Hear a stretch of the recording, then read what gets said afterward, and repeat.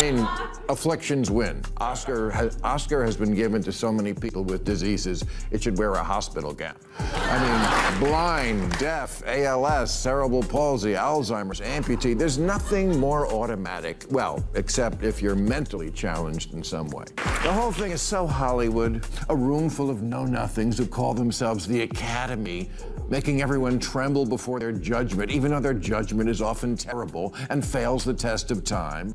Maybe the hashtag should be Oscar So Wrong. Citizen Kane, It's a Wonderful Life, 12 Angry Men, Singing in the Rain, Dr. Strangelove, Raging Bull, Pulp Fiction, goes on and on. Not a single Best Picture among them. Brilliant, brave, groundbreaking, intellectually honest films constantly lose to much more forgettable, trifling, sentimental stuff. Bill Maher unloaded on the architects of the Oscars, accusing them of succumbing to the strains of woke culture. He argues that the once glitzy ceremony now acts as a megaphone for political messaging and simple applause bait. His critique landed sharp, merciless, and unsparing. Casting directors have to stop listening to the casting police and go back to doing their job, which is picking the best actor for the role. Now, I mention this because a lot of people lately are either apologizing for or calling on others to apologize for playing roles they call appropriation. James Franco was just chosen to play Fidel Castro, and John Leguizamo posted, "No more appropriation. Boycott. This is f***ed up. I don't got a problem with Franco, but he ain't Latino." Okay, but John Leguizamo is Colombian American. He ain't a Venetian, but he played one.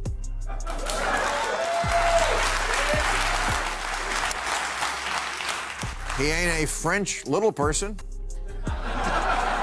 or an Italian plumber, but he played them too, because he's... We assemble in celebration of the Oscars on the ancestral territories of the Tongva, Tataviam, and Chumash peoples, the traditional stewards of this land and water.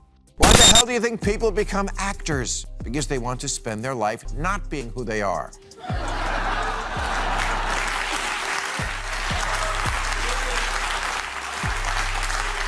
Appropriating sounds like an unforgivable sin until you remember that's what acting is. That's why acting jobs are called roles. Sean Penn won an Oscar for playing gay civil rights martyr Harvey Milk. At the time, it was considered a courageous act of solidarity for a straight male movie star to play a homosexual. Now it's the opposite. Eddie Redmayne played a transgender woman in The Danish Girl, but now calls that a mistake, because many people don't have a chair at the table. Well, actually, in movies now, they do. And what does it have to do with you playing trans? Does it then work the other way? Can trans actors only play trans? Lately, celebrity commentary has begun to resemble a chaotic race, with famous faces tripping over one another to express the loudest, most extreme political views imaginable. Whatever might go viral gets priority.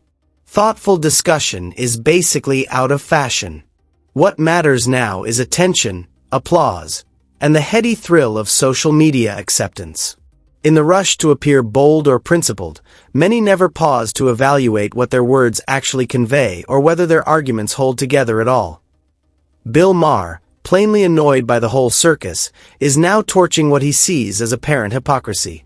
From his perspective, these performers have perfected the art of grandstanding while remaining novices at doing anything tangible.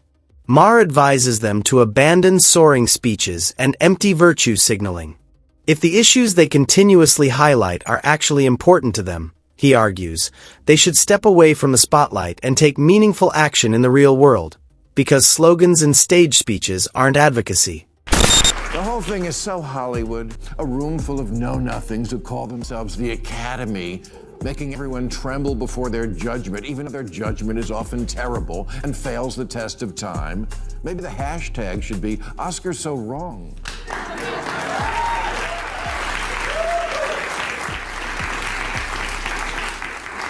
Citizen Kane, It's a Wonderful Life, 12 Angry Men, Singing in the Rain, Dr. Strangelove, Raging Bull, Pulp Fiction, goes on and on. Not a single Best Picture among them. Brilliant, brave, groundbreaking, intellectually honest films constantly lose to much more forgettable, trifling, sentimental stuff. Saving Private Ryan lost to Shakespeare in Love. Sunset Boulevard lost to All About Eve. Glory to Driving Miss Daisy. Gangs of New York to Chicago. Munich lost to Crash. Citizen Kane lost to How Green Was My Valley. Maher may be onto something. The loudest critics of America often come from those enjoying immense privilege. Despite their success, they portray the country as collapsing, ignoring the system that helped them thrive. His message is simple. Before calling the nation broken, recognize the opportunities that made your success possible. And isn't the best acting always about making us feel our common humanity beyond separate identities? A black George Washington in Hamilton, of course. But Ryan Gosling as Frederick Douglass? Yes, that would be problematic.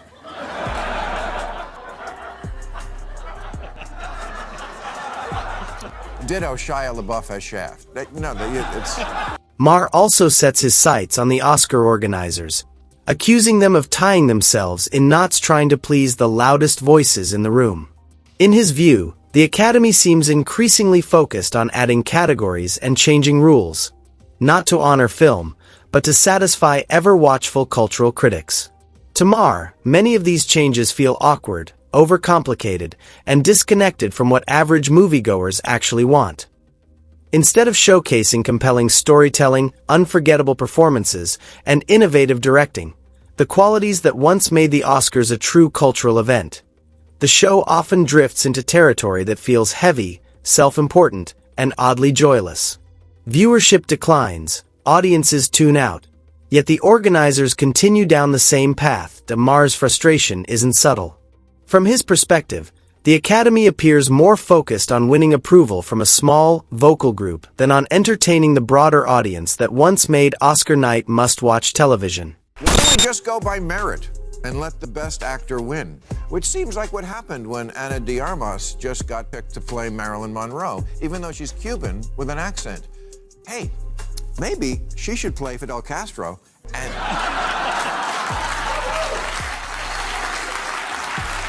James Franco can play Marilyn Monroe, and then we can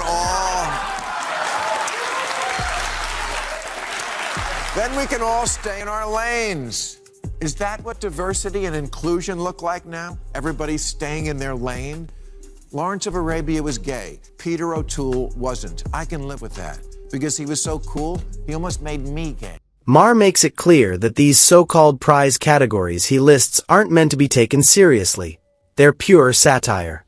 The whole act is his way of poking fun at Hollywood and the growing pile of newly created Oscar categories that, in his view, reward symbolism more than real achievement, by pushing the idea to absurd extremes. Maher is holding up a mirror to what he sees as the Academy's increasing focus on optics over excellence. He argues that many of these additions feel less like genuine tributes to film and more like political checklists, designed to satisfy social media critics rather than celebrate standout performances, directing, or technical skill. From his perspective, the Academy seems more focused on categories that signal virtue to a hyper-online audience. And his punchline drives it home. If the Oscars keep inventing awards just to appease the loudest voices online, why stop there? They might as well start handing out trophies for the trendiest outrage or the most viral political speech of the night. Emma Stone caught hell for playing a Hawaiian, Jake Gyllenhaal for playing a Persian, Gal Gadot for wanting to play Cleopatra, Johnny Depp for playing an Indian, even though he's not an actual Comanche, and spoiler alert, he also doesn't really have scissor hands.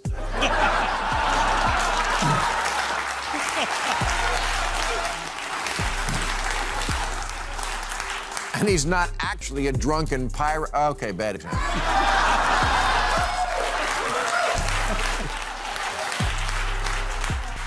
Tom Hanks now says that if Philadelphia were made today, he wouldn't do it because the character was gay and he's not. Well, besides the fact that this would force all gay actors to reveal their sexuality, even if they didn't want to, great actors, which Tom is one, try hard to keep their private lives private so we don't think of their real lives when we see them in a movie that attempts to transport us into a different world. Could you really look at this actress now and not think of the trial? Should she only play shitters now? Maher tackles what he terms the woke mob, claiming it has long pressured comedians. Comedy, once a space to confront ideas and joke freely, is shrinking. A single misstep can trigger rapid online backlash, clips taken out of context, and calls for apologies or cancellation. This environment forces performers to second-guess themselves, turning humor into a minefield of criticism and outrage. What's Daniel Day-Lewis really like? I haven't a clue, which is why he's so great. Because when he plays Lincoln, I only see Lincoln. I don't think, well, there's a British heterosexual. But Hanks says, I don't think people would accept the inauthenticity of a straight guy playing a gay guy because, quote, we're beyond that now. Don't get him started on bosom buddies. Maher also highlights the controversial Oscars moment when Will Smith struck Chris Rock after a joke about Smith's wife, Jada. He sees it as a symptom of growing hostility toward comedy. Chris Rock was doing what comedians have always done, lightly roasting celebrities in the room. What should have been a routine joke escalated into a shocking incident, suggesting a culture where even simple humor can provoke outrage, confrontation, and heightened emotions. Win. Oscar has been given to so many people with diseases, it should wear a hospital gown. I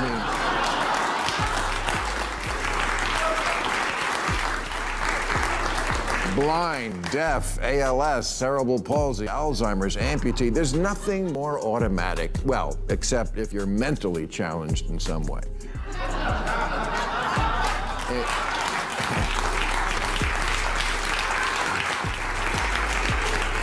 In Hollywood, never say the R word, but if you play it in a movie, they will give you a trophy. Maher believes celebrities should learn to take a joke. Comedy isn't meant to injure or ruin careers. It's lighthearted, helping relieve tension and reminding everyone that even stars have human flaws. When comedians poke fun at public figures, it brings them down to earth for a moment and allows audiences to share a laugh. For Maher, that light, spontaneous connection is the true essence of humor. Acting awards? No better. They're constantly giving out the make-up for a snub Oscar when an actor gets one because the Academy stepped on its the first 10 times the guy should have won. Al Pacino in The Godfather, Godfather 2, Serpico, Scarface, Dog Day Afternoon, I could go on. Crickets. Then he plays a blind guy who screams hoo-ha and welcome to the winner's circle.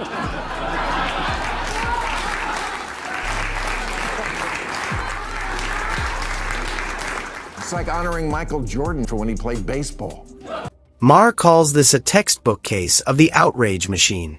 A joke lands in the room as intended, funny and harmless. But online, people dissect it, label it offensive, and demand outrage. What was once laughter turns into a serious insult, and strangers tell others how they should feel. For Maher, this is where the cancel cycle begins. Manufactured anger overriding common sense and comedy. Lost to Chariots of Fire. Shawshank Redemption lost to Forrest Gump. Some of the most iconic directors of all time. Hitchcock, Kubrick, Tarantino, Kurosawa, Bergman, Fellini, Rob Reiner have 0 wins for Best Director. The Oscars should give out a new award, the Kanye West I'ma Let You Finish Award.